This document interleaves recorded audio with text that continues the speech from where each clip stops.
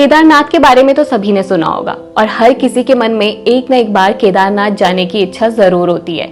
लेकिन क्या कभी आपने सोचा कि केदारनाथ का निर्माण किसने किया होगा? क्या है केदारनाथ का इतिहास?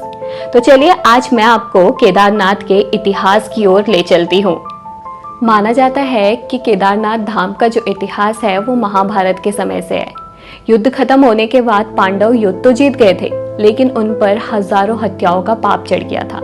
इसके बाद भगवान श्री कृष्ण ने पांडवों को सुझाव दिया कि वे पश्चाताप करें और उन्होंने पांडवों से कहा कि इस पाप से उन्हें मुक्ति सिर्फ भोलेनाथ दिला सकते हैं। इसके बाद सभी पांडव भगवान भोलेनाथ से मिलने के लिए काशी चले गए, लेकिन भगवान भोलेनाथ पांडवों से मिलना नहीं चाहते थे क्योंकि वो पांडवों द्वारा किए गए हजारों हत्याओं की वजह से उनसे बहुत ज्यादा क्रोधित। उसके बाद भगवान भोलेनाथ को ढूंढते ढूंढते सभी पांडव हिमालय पहुंच गए।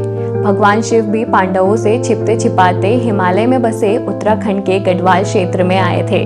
जब भगवान भोलेनाथ ने देखा कि सभी पांडव उन्हें ढूंढते ढूंढते हिमालय भी पहुंच गए तो उन्होंने बैल का रूप धारण कर लिया ताकि कोई भी पांडव उन्हें पहचान न पाए। लेकिन पांडवों को कहीं न कहीं शक था कि भगवान शिव यहीं कहीं है। उसके बाद भीम ने अपना विशाल रूप धारण कर लिया और अपने दोनों पैर दो पहाड़ियों के बीच टिका दिए।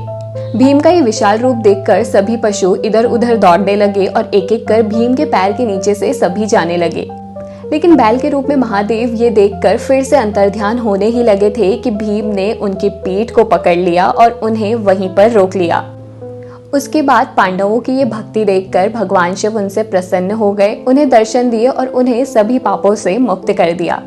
उसके बाद पांडवों द्वारा यहाँ शिवलिंग की स्थापना की गई और केदारनाथ धाम का निर्माण हुआ और भगवान शिव को यहाँ बैल की पीठ की आकृति के रूप में पूजा जाता है। उसके बाद जब शंकराचार्य का जन्म हुआ तो उन्होंने केदारनाथ का पुनः निर्माण किया, जिस केदारनाथ को आज हम देखते हैं। इसके बाद भगवान शिव के ऐसे ही 4 और मंदिरों का निर्माण हुआ जिसे हम पंच केदार के नाम से जानते हैं। शिव पुराण में भगवान शिव के 12 ज्योतिर्लिंग का उल्लेख है, जहां भगवान शिव स्वयं प्रकट हुए थे और केदारनाथ धाम भी उन्हीं में से एक है।